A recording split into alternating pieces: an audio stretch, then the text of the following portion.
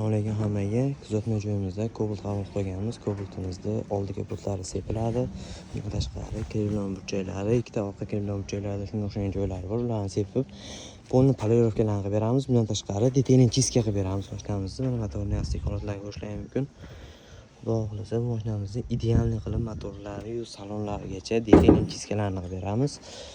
Hozir salonlarni yechishda davom etyapmiz. Signallarni cho'gamiz, o'zini chexolni olib tashlab, zavadga chexolni idealni qilib tozalab beramiz.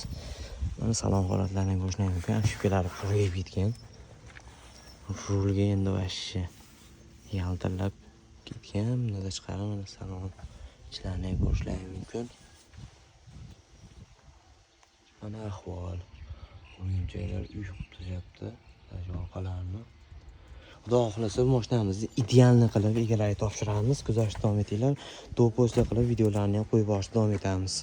Kuzatishda davom etasizlar.